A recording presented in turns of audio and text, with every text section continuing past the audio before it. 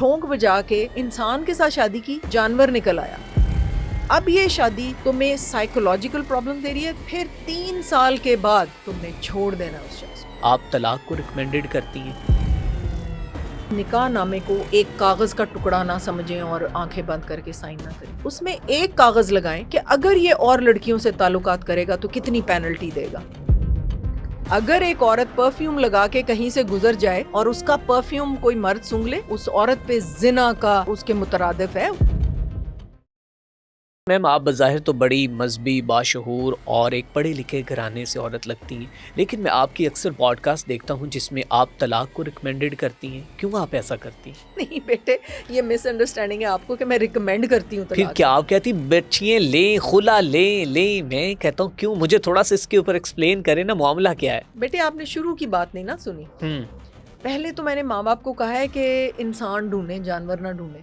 بالکل اس کو چیک کریں، بالکل. اپنے ساتھ بٹھائیں، اس کو دیکھیں، ٹیسٹ میٹنگ کریں. کاؤنسلنگ آپ بتاتی ہیں کہ کاؤنسلنگ دیکھیں، پہلے لڑکی کا باپ اس لڑکے سے پرائیویسی میں میٹنگز کرے، اس کو سمجھنے کی کوشش کرے کہ یہ میری بیٹی کے ساتھ کیا سلوک کرے گا. اوکے. پھر ٹھونک بجا کے انسان کے ساتھ شادی کی، جانور نکل آیا فرض کریں، ٹھیک ہے.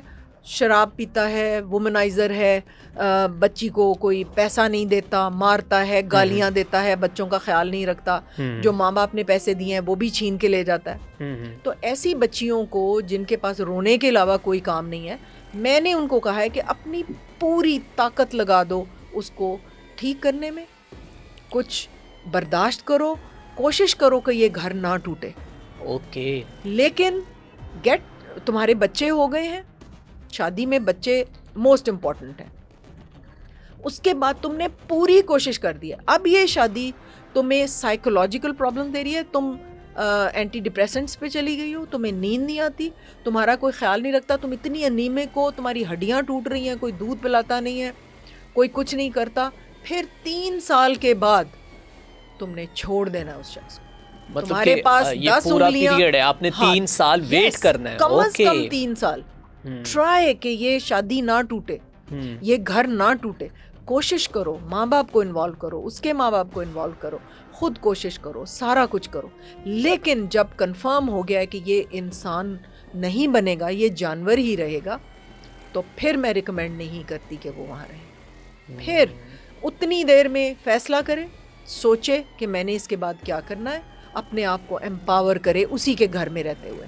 پڑھائی شروع کرے، کڑھائی سیکھ لے، سلائی سیکھ لے، کچھ سیکھ لے کہ میں نے اب کیا کرنا ہے. پوری پلاننگ کر کے، یہ نہیں کہ ایک دن اٹھے اور روتی ہوئی ماں باپ کے پاس آ جائے اور ان کے اوپر بھی بوجھ بن جائے، وہ کہیں بھیجی سی پھیر آ گئی.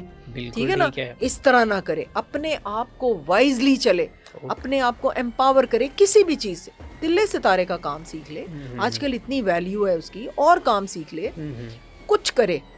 لوگ مدد کرنے کو بھی بہت تیار ہوتے ہیں، لیکن دین کے اندر رہتے ہوئے ایمانداری سے پوری کوشش کرے کہ یہ اس کے بعد اپنے آپ کو کورڈ رکھے.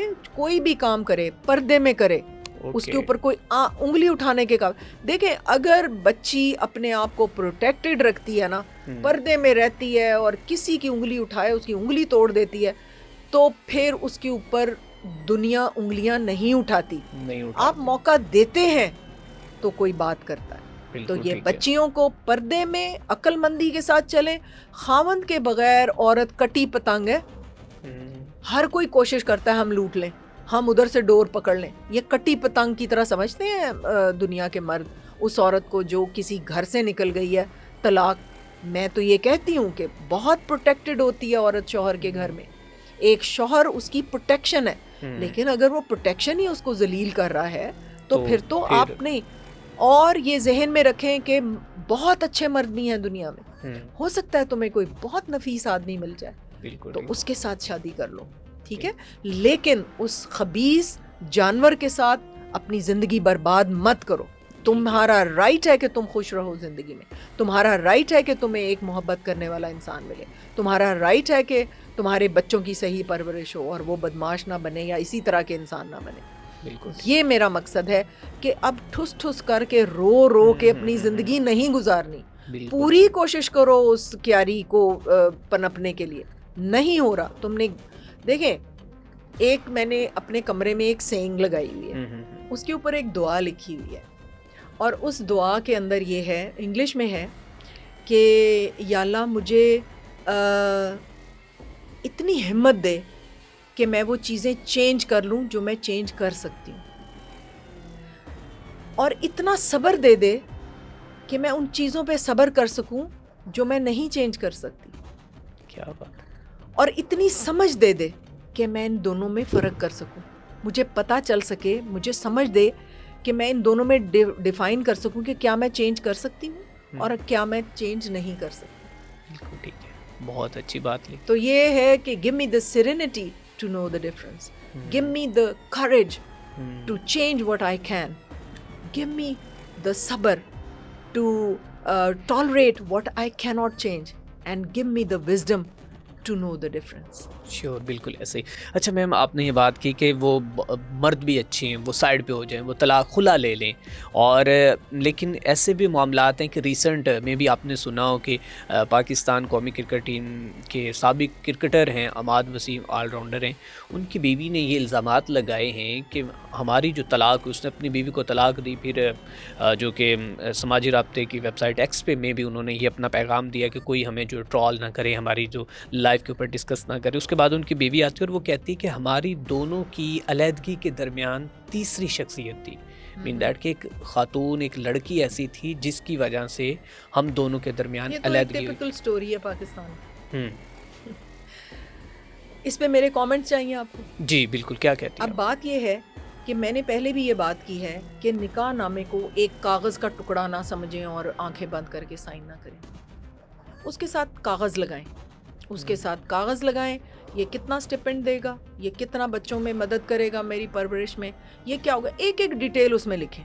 ماں باپ دونوں کے بیٹھ جائیں اور اس میں ڈیٹیل, اس میں ایک کاغذ لگائیں کہ اگر یہ اور لڑکیوں سے تعلقات کرے گا تو کتنی پینلٹی دے گا. بالکل ٹھیک ہے, ٹھیک ہے, یہ نکاح نامے میں ہو.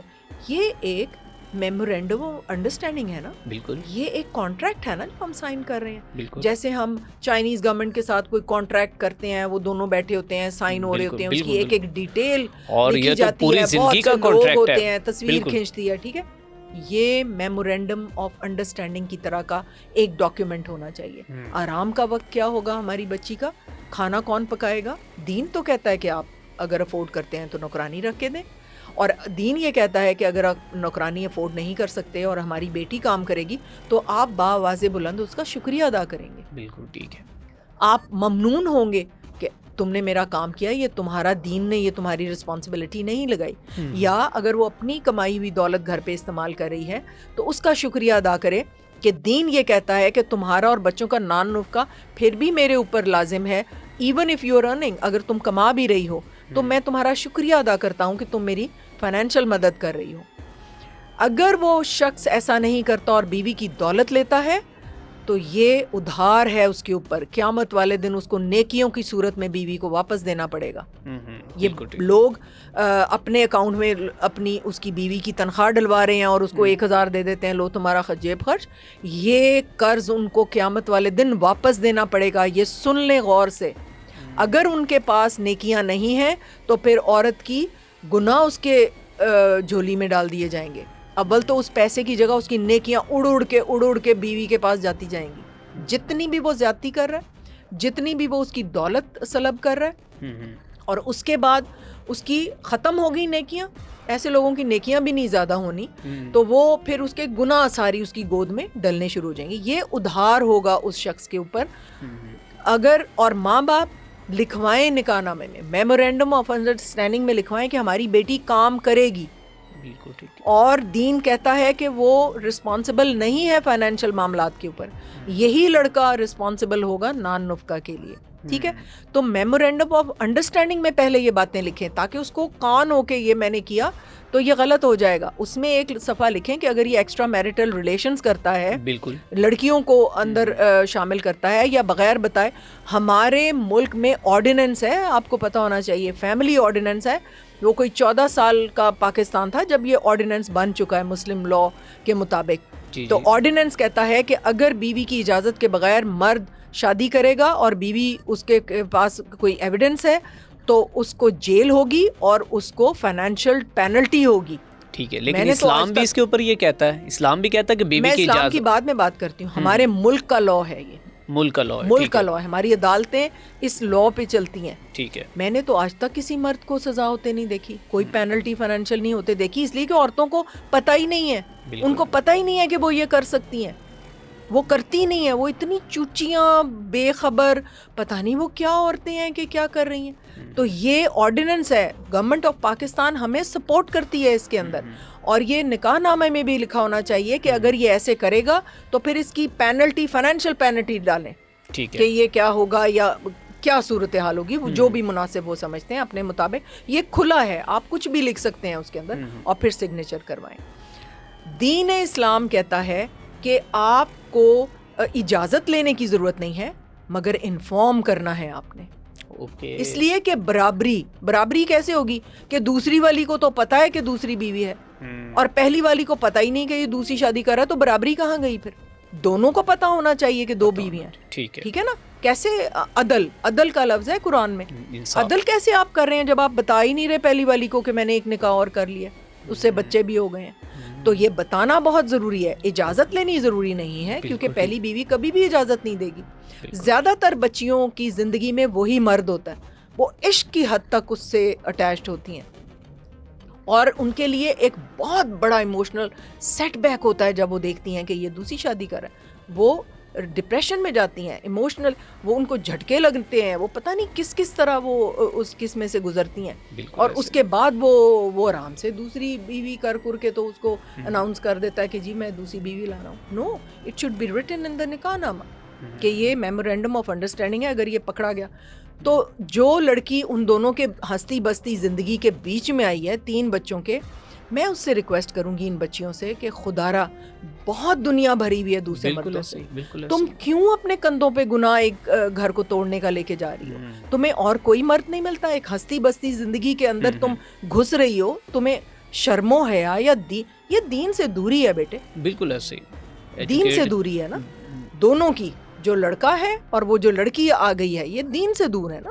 ان کو پتہ ہی نہیں ہے کہ زنا کیا ہوتا ہے. اگر ایک عورت پرفیوم لگا کے کہیں سے گزر جائے اور اس کا پرفیوم کوئی مرد سونگھ لے, اس عورت پہ زنا کا وہ ہے, اس کے مترادف ہے, اس کو اتنا گناہ ملے گا جیسے زنا کا گناہ ہوتا ہے. اگر ایک مرد نے نامحرم عورت کو بہت غور سے دیکھ لیا, یہ آنکھوں کا زنا کے زمرے میں آئے گا. تو آپ کس دنیا میں رہ رہے ہیں, آپ کس ڈگر پہ چل رہے ہیں, آپ کہاں بھولے بیٹھے ہیں؟ تو یہ چیزیں جو ہیں یہ دونوں نے زنا کیا میرے حساب میں. اور وہ بچی جو جس کا گھر ٹوٹ گیا, وہ تو ہر ہمدردی کی مستحق ہے. مطلب اس میں قصوروار اگر دیکھا جائے, جو ان کی سٹیٹمنٹ آئی ان کی بیوی کو, اس کے مطابق یہ عماد وسیم ہی لگ رہے ہیں جو کرکٹر. دونوں دا گرل جو بیچ میں آئی ہے اس کو نہیں پتا کہ اتنی ہستی بستی زندگی کو میں خراب کر رہی ہوں, تمہیں اور مرد مل جائیں گے, تم اپنے, میں ان بچیوں کو کہتی ہوں کہ پکی پکائی کھیر کھانے کی کوشش نہ کریں. ایک اسٹیبلشڈ آدمی ہے, آپ نے کہا جی میں باہر کے ملکوں میں پھروں گی, میں ڈیزائنر بیگ لوں گی. کیا تمہاری اہمیت ڈیزائنر بیگ اور باہر کا ٹریول ہے؟ تمہاری قیمت یہ ہے؟ تم ایک انسان ہو, تمہاری یہ ویلیو ہے؟ بڑی بات. تمہاری تو ویلیو کوئی دے نہ سکے, تم اس طرح کی خواتین بنو, تمہاری ویلیو تو اتنی آئے ہو. دیکھو جو ہمارے پاس سب سے قیمتی زیور ہوتا ہے ہم کہاں رکھتے ہیں؟ تجوری کے آخری حصے میں چھپا کے رکھتے ہیں کہ کوئی یہ ہیرا نہ اٹھا لے. ہم قیمتی چیزیں ہیں, اللہ سبحانہ تعالیٰ نے ہمیں کور رکھنے کے لیے کہا ہوا ہے کہ چھپا کے رکھو, یہ بڑی قیمتی ہیں.